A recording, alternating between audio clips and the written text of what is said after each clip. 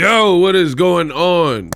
Stephen Coolboy Fulton of Philly says fellow Philadelphian Jaron Ennis may somehow fight Canelo Alvarez.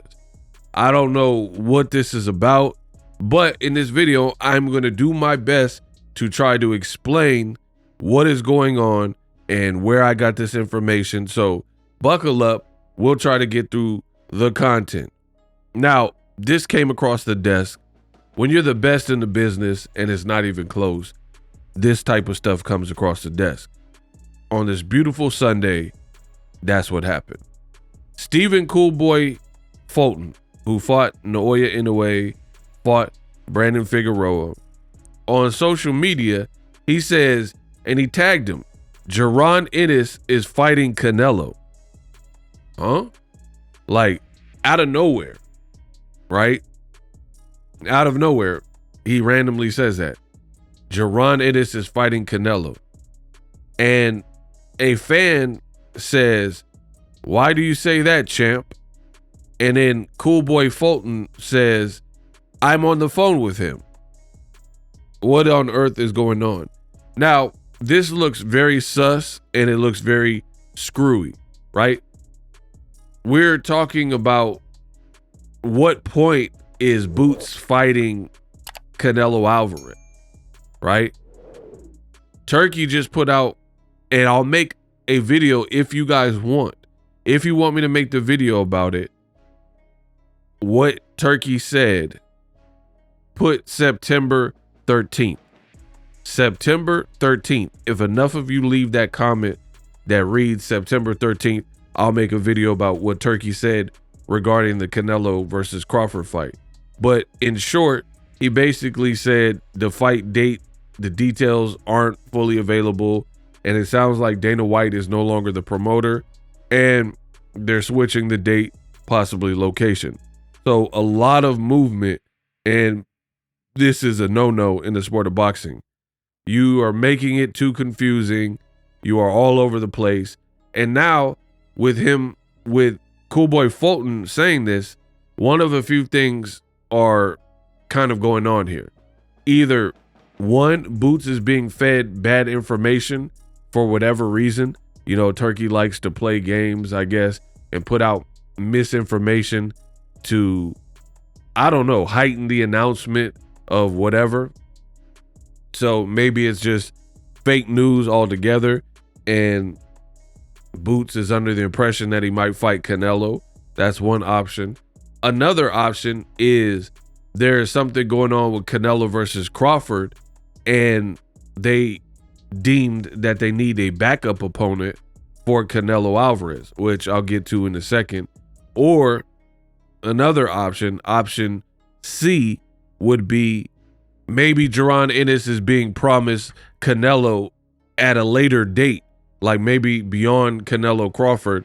They're looking for possible the Hamza Shirazes, the Chris Eubank Jr.'s, Conor Benn, and, you know, I guess Jaron Ennis as future opponents, because Canelo did sign a 4-fight deal with the Saudis.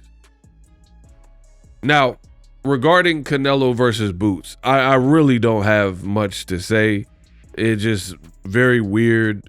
Where is this coming from? I thought Canelo was fighting Crawford. So many questions. But I do have another question myself. Why does Canelo continue to get a pass for not fighting David Benavidez and picking on guys way under his weight class, right? Now, don't get it twisted. Jaron Ennis, he's a big boy. Pause. He has good size. He's a big welterweight. We know eventually he's going to have to move up to 54. His body will reject 47 in the long term, right? We know this.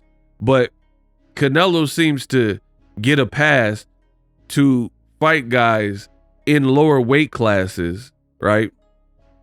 And he could keep doing it, fighting these guys at lower weight classes, moving them up upwards of 14 pounds, no problem.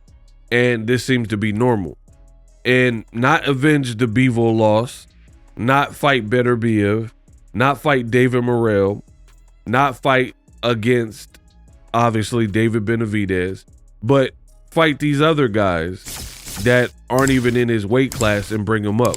Meanwhile, the same critics, the race fans, they get mad at Tank Davis because Ryan Garcia had a weight clause, a rehydration clause, and the fight took place at 136 instead of 135. Give me a break. See, they make when it's a black fighter, they make a huge deal about it. Like, oh man, Tank cheated and blah, blah, blah. But they're not saying nothing to the Mexican fighter in Canelo Alvarez, who, for whatever reason, his handlers and the people, powers that be, they want him to keep fighting guys that aren't even of the weight class. Hamza Shiraz, he just fought at 160. Yeah, I get it. He's going to fight Berlanga at 68, but he's still a career middleweight, right? They're linking his name to it. Conor Benn, he's a career welterweight with the Chris Eubank fight, one fight at a higher weight class, right? So on and so forth. So why would Crawford, Boots, Jermell Charlo, why are these people even in consideration for Canelo, where he could just be undisputed and these qualify as super middleweight bouts for the public? So I don't know what's going on with Boots Canelo talk. It could be nothing. It could be something. I guess we'll have to wait and see. For more boxing, let me know what you guys think. Live streaming can be tough, which is why I use StreamYard. Click the link in the description for StreamYard, which is an awesome tool that enables you to set up your stream with ease of use. Get great results with live streaming. It's what I use. Stream to social media with ease with StreamYard. Live streaming is here to stay. Engage with your audience using StreamYard. Great way to reach out to your audience and connect. So you need a tool that can do that.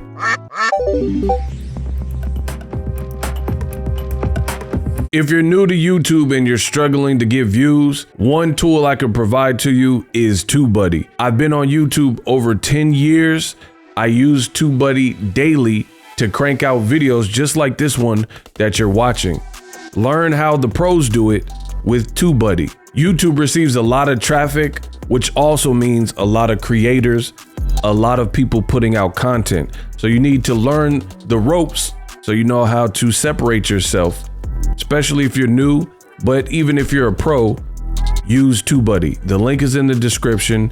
Get more views, more subscribers, and a higher click-through rate, so ultimately you can realize all of your online goals. Use my affiliate link in the description and grow your channel fast.